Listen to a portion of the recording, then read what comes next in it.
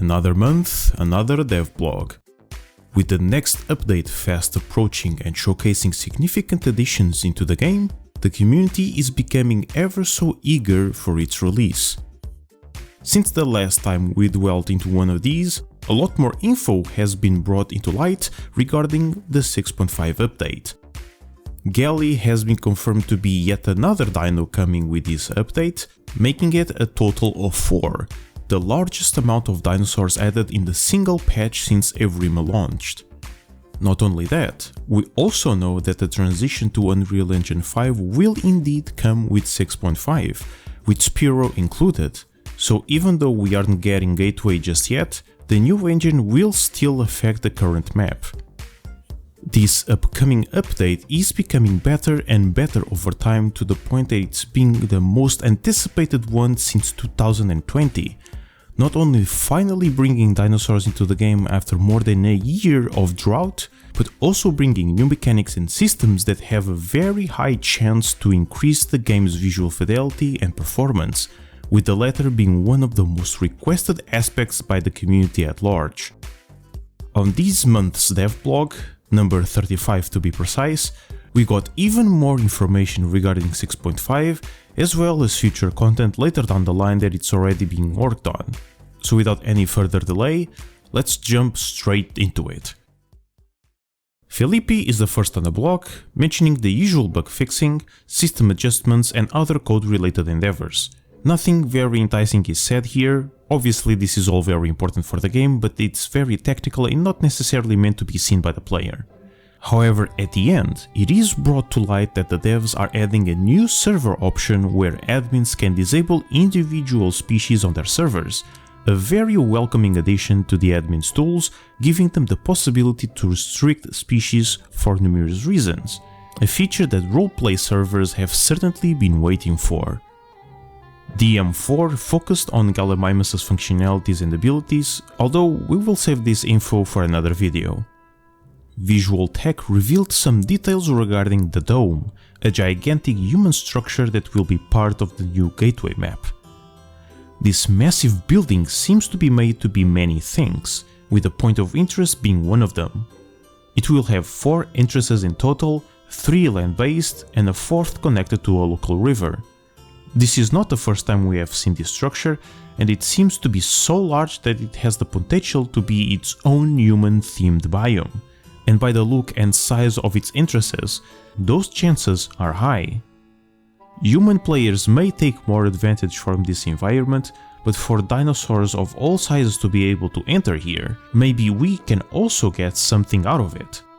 We haven't seen its interior as of right now, so we can't really tell how big it actually is, but this building might be the very first major introduction to the game's lore in a tangible way, a very exciting fact if that's the case. Wedged put some heavy work on both Galli and Devblog, which, by the way, has been also confirmed to be one of the dinosaurs to be released after 6.5, refining their legacy calls and adding some variation just like he has been doing with the current Evrima roster. An interesting note that we can take is the implementation of additional ambient spot sound effects targeted at forested areas, with the intention of, and I quote, to keep players on their toes and consciously aware of the sounds that are happening around them. Interesting indeed. One interpretation I can get from this is that the devs want players to use the environment itself as cues for potential danger, essentially giving players mechanics and systems that provide information which can be used as an alert. This is yet another small feature that adds mechanical depth to the game in an organic and immersive way, an aspect which the Isle is most notorious of, and that seems to remain true. Tapwing talks about the 2 most recent concept arts, Maya and Kairos, which are already covered, feel free to check it out. Hypno mentions his usual QA related tasks as well as the upcoming public stress test that appears to be soon rather than later. However, something more important is discussed here. Dinosaurs now have different night vision ranges. Night vision was always a very polarizing topic within the community, but from my perspective this is a neutral addition. Different ranges was never the main problem some people have with this mechanic. So as long as every dino is able to see anything at night, differences in range won't matter that much for most people. Although, looking at the examples given in the devblog, it is rather odd that carnivores, especially carno, have a worse range than herbivores. Maybe it's not a big deal since these two aren't supposed to be nocturnal hunters to begin with, so we will have to wait and see how this affects the player ecosystem before making any conclusions.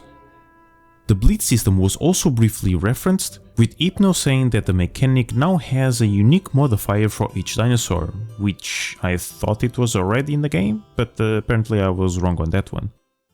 Another big showcase were the new upcoming dinos' abilities as well as the rework of some current ones. Deinosuke's water sense now only manifests in prey that is swimming on the surface of the water only. Dryo's dodge now is based on charges instead of using stamina, a very welcoming change. Its stam consumption was very high and players would either not use it at all or run out of stam way too fast, making the ability a lose-lose situation. With its resource now being separate, that allows Dryo mains to freely use the dodge without punishing them in other areas, while still making it important to manage, requiring knowledge and skill to know when to use the dodge properly. Serato now has a charge bite, dealing more damage and a higher dosage of bacteria. Now this one is starting to sound a bit more problematic in my opinion. In comparison to the other 3 additions we are getting in the next update, Serato is by far the strongest and most mechanically complex of the bunch, although it is only the strongest because honestly all the others are supposed to be super weak anyway. Its niche is to be a tanky scavenger by default, not dealing a lot of damage but being very resilient, especially to bleed, and outlasting their opponents rather than winning through brute strength. That on its own already makes it a very good dinosaur when we compare it to the current roster. In theory, of course. However, this small clip showed that its charge bite is a lot more powerful than most of us were expecting, immediately killing a full-grown Omni. You might say that it already got beaten previously and that's why it died to a single charge, but if you pay closer attention, you will notice that they in fact healed the raptor before being beaten a second time, meaning that Serato's charge attack can actually insta-kill a raptor. This can be a big balancing problem. If a dinosaur that it's meant to be a tanky carnivore can already one-shot a small tier animal, that would make facing Ceras an extremely unfair and unpleasant experience since not only it is extremely hard to kill, it can also deal a high amount of damage, something that shouldn't happen since its entire quirk is resilience. Fortunately, this is an easily fixable problem, just tune down the numbers and it should be fine. Bape's breaching ability now also restores oxygen, making it not only a decent evasive tool but also a necessary activity. I assume this was made to prevent Bape players from being constantly underwater without being detected by dinos, so this is probably a way the devs found to keep players moving around without being too invasive to Bape's regular gameplay experience. Besides, everything that promotes Bape's doing more dolphin moves is a plus for me. And finally, the new iteration of Gallimimus has now a Mobilize Call, a passive ability which increases the speed of all Gallis in the vicinity after performing a broadcast whenever they are in a group, making them even faster than what they already are. Unfortunately, it seems that they couldn't show anything regarding Trudon due to some issues they are having with its venom mechanic, so we will have to wait a little longer in order to see it. And that's about it.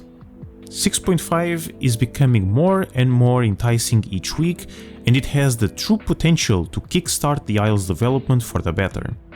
This is by far the most important update the game has ever had for the past few years, both for the game itself and the community, and if done correctly, it can rekindle the community into playing the game once more. I'm extremely excited for 6.5 to arrive, and let's all hope that it delivers with great success.